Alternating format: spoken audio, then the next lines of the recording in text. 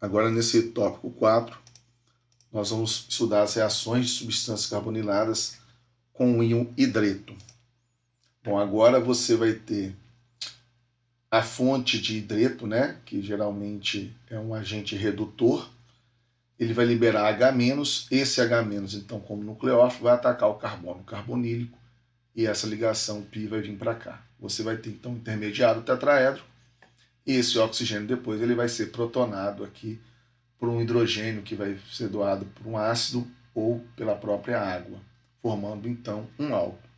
Então, essa é uma reação de redução, que nós até vamos voltar a estudar lá no capítulo 20, tá certo? Então, uma fonte de hidreto, que é um agente redutor, pode ser o borohidreto de sódio, que aqui está representado. Então, o H- vai se adicionar aqui, depois esse oxigênio vai ser protonado pelo ácido, numa segunda reação, então você vai ter a formação de um álcool, que nesse caso é um álcool primário. Toda vez, então, que um aldeído sofrer uma reação de redução pelo íon hidreto, vai formar um álcool primário como produto principal da reação.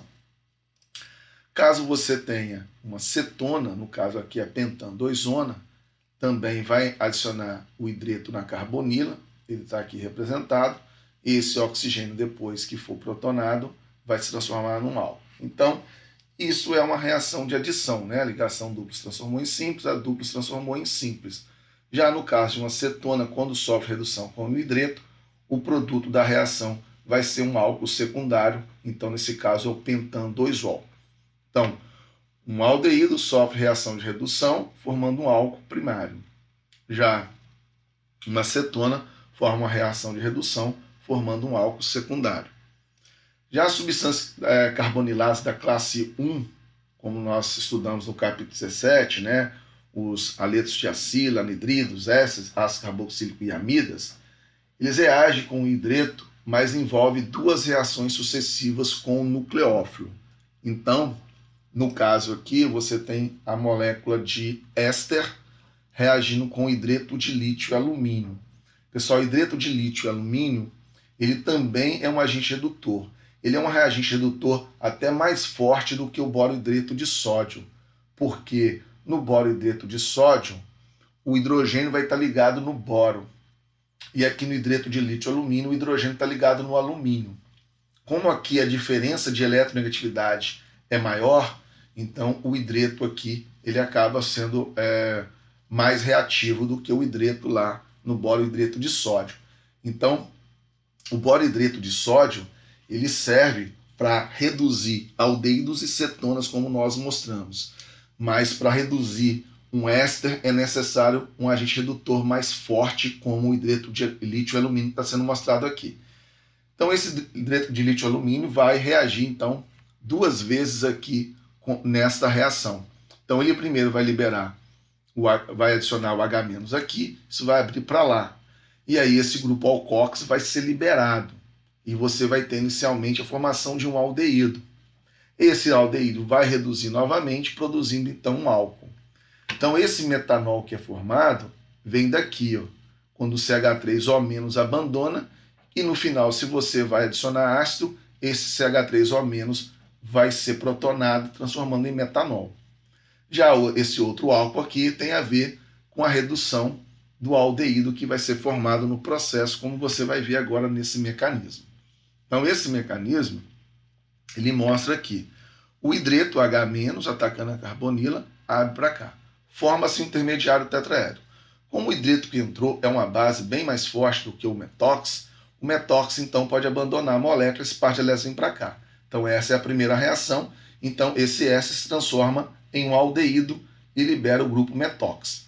Esse aldeído então pode reagir com o hidreto novamente, o H- ataca aqui e isso quebra para cá. Lembrando que quando a gente representa essa seta, a gente está indicando que essa ligação está quebrando aqui, ó, que o hidrogênio tem que sair como H-. Forma-se intermediário tetraedro. Aqui faltou mostrar uma seta do par de elétrons buscando o H+ aqui do ácido, para que ele seja protonado e gere um álcool primário. Também poderíamos mostrar que esse CH3O- pode também buscar o H+ de um ácido para poder ficar protonado e formar um metanol. Bom, não foi mostrado no slide anterior como que era o mecanismo da reação de redução de aldeídos e cetona. Mas a redução de aldeído e cetona seria apenas essa parte final. Né? Se eu tenho um aldeído, o hidreto entra lá, forma o intermediário tetraedro e quando esse oxigênio é protonado, ele forma um álcool. No caso de um aldeído, quando sofre redução, vai sempre gerar um álcool primário. Se aqui fosse uma cetona, eu teria um álcool secundário como produto. Mas na reação de um éster, sempre vai gerar um álcool primário, onde você tem a carbonila aqui, tá certo?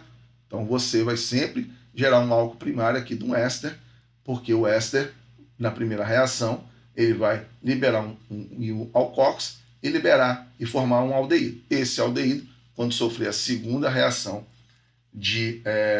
com o hidreto, né, a segunda reação de redução, ele vai se transformar num álcool primário.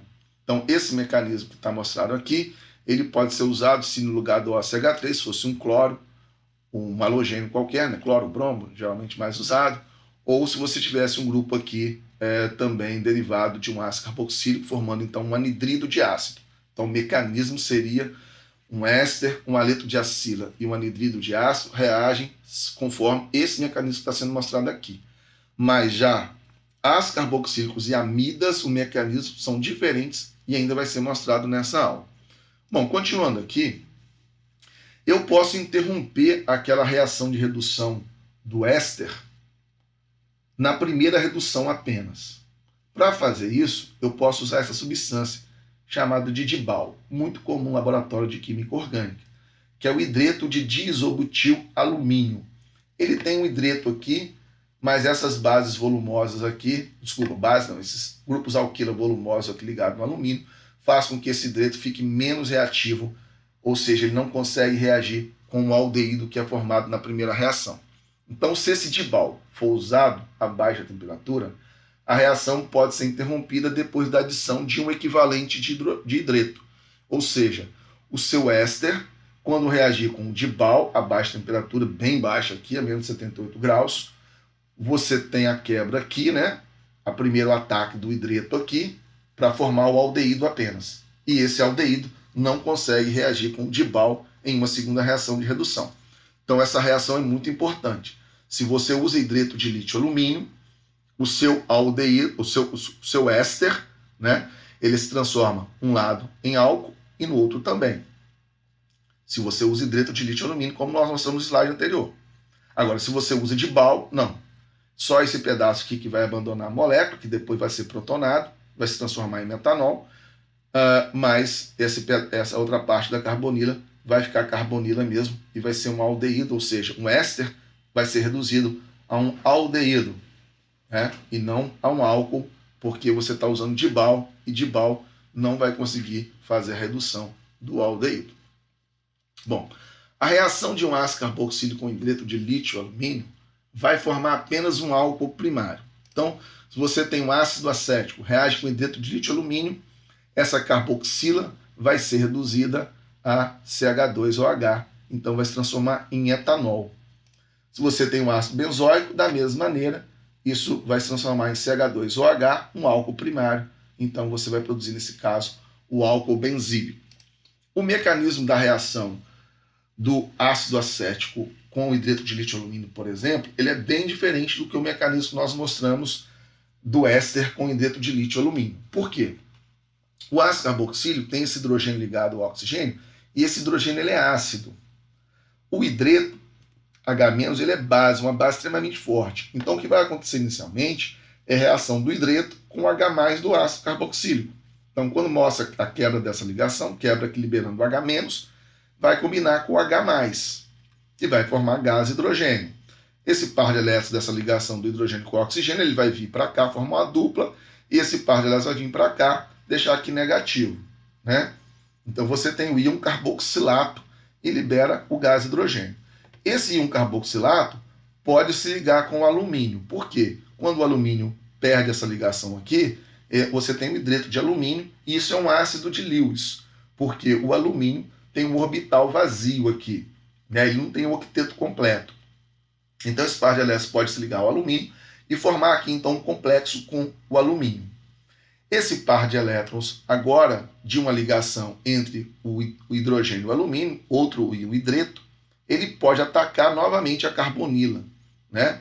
Que está com carga parcial positiva. E quando isso acontece, esse par de elétrons dessa ligação π vai lá para o oxigênio. Novamente, esse carbono formou um intermediário tetraédrico. Esse grupo aqui em cima, ele é um bom grupo de saída. Portanto, essa ligação se quebra, esse grupo abandona, enquanto esse par de elétrons volta para cá. Quando esse par de elétrons volta para cá, o que você tem aqui embaixo? Você tem um aldeído, COOH. Então, esse aldeído, se você tem hidreto de lítio e alumínio colocado no meio reacional, ele pode sofrer uma segunda reação de redução. Então, esse hidreto H- ataca a carbonila, que quebra a ligação para cá, formando, então, um íon alcóxido. Para você protonar esse alcóxido, basta que esse par de elétrons busque o H+ do ácido e você protona, transformando em álcool. Por isso que o ácido acético se transforma em etanol, e esse mecanismo é diferente do que nós mostramos quando o éster reage com hidreto de lítio e alumínio. Então, os cloretos de acila, eles também sofrem duas reações sucessivas de hidreto quando são tratados com hidreto de lítio e alumínio. Então, aqui, essa reação é semelhante à reação que ocorre com o éster. O mecanismo é igual àquela reação do éster. Primeiro entra um hidreto, forma um intermediário tetraédrico. Como esse grupo é um bom grupo abandonador, sai o Cl-, volta a carbonila. E aí, a primeira reação vai produzir um aldeído. Esse aldeído pode sofrer uma segunda redução com hidreto, transformando, então, em um álcool primário. Bom, uma amida, ela pode ser reduzida também a hidreto de lítio e alumínio, se transformando em uma amina, como nós estamos vendo aqui. O C-O da carbonila de uma amida vai se transformar em CH2, então vira uma amina. Aqui nós usamos água na segunda reação, para que essa água não, se você usasse ácido, o ácido iria protonar o nitrogênio da amina, já que ele é básico, né? Aí você formaria NH3+. Mas se você usa água, você então tem a formação da amina neutra. Tá? Nas outras reações, se você usasse água, também daria certo, porque o O- poderia buscar o hidrogênio da água. De qualquer forma, outros exemplos aqui. Se você tem essa outra amida cíclica, né, que é uma lactama, você também pode reduzir a carbonila dela a um CH2, transformando isso em uma amina, nesse caso, uma amina terciária. Um outro exemplo aqui, você pode estar N-metilacetamida, ou seja, uma amida com CH3 substituindo aqui. Novamente, você usando o hidreto de lítio e alumínio, você reduz a carbonila CH2, e nesse caso você tem a formação de uma amina primária. Ou seja, se você usa uma amida com nenhum substituinte aqui, ela se transforma numa amina primária. Se você usa uma amida com um substituinte no nitrogênio, você forma uma amina secundária. E se você usa uma amida semelhante a essa, que tem dois substituintes ligados no nitrogênio, você produz, então, uma amina terciária nessa reação de redução de amida com hidreto de lítio e alumínio. As amidas também sofrem duas adições sucessivas do hidreto quando reage com hidreto de lítio e alumínio. E essa reação é semelhante à reação que nós mostramos quando nós tivemos ácido carboxílico reagindo com hidreto de lítio e alumínio. Novamente, esse hidrogênio ligado no nitrogênio, ele é ácido. Não tão ácido quanto um hidrogênio ligado no oxigênio, mas ele tem uma certa acidez. Então, esse H-, que é uma base extremamente forte, né, o hidreto, ele vai se ligar ao H+, que vai abandonar aqui, formando gás hidrogênio. Esse par de elétrons vem para cá, essa carga negativa vem para cá. Então, você tem esse íon formado com oxigênio negativo, uma ligação dupla entre carbono e nitrogênio. Novamente, forma um complexo com esse par de elétrons ligando o alumínio, porque aqui tem um orbital vazio, né, já que o alumínio aqui é deficiente em elétrons, é um ácido de Lewis, como eu já falei anteriormente.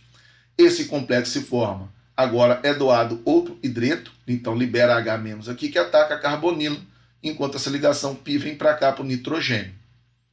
E aí você tem esse complexo, e esse nitrogênio negativo, ele é bem reativo. Então a tendência é que esse nitrogênio, esse par de elétrons, venha para cá formar uma ligação dupla, tá certo? E aí esse grupo é um bom grupo abandonador, ele abandona quebrando a ligação aqui, formando esse O- para cá. Nesse caso, você produziu aqui agora o que nós chamamos de imina. Essa imina ela pode reagir novamente com o íon hidreto, do hidreto de lítio-alumínio, então o H- ataca esse carbono aqui, já que aqui está bastante polarizado, né? Porque o nitrogênio é um átomo muito eletronegativo, então aqui tem uma carga parcial negativa e aqui carga parcial positiva. Então esse hidreto ataca aqui, enquanto essa ligação quebra para cá. Quando isso ocorre, esse CH vira CH2, né? E você tem um nitrogênio negativo, que é uma base extremamente forte, que pode buscar o H+ da água, né? Tem que mostrar aqui, então, uma seta indicando que o par de elétron está buscando o H+ da água, e aí protonando o nitrogênio, formando agora uma amina secundária. Então, esse mecanismo é muito parecido com o mecanismo da reação de hidreto de alumínio com ácido carboxílico, diferente do mecanismo de hidreto de lítio-alumínio com éster. Então tem que observar entre os mecanismos o que é parecido e o que é diferente para que vocês entendam bem os mecanismos. Então terminamos aqui essa aula e até a próxima aula.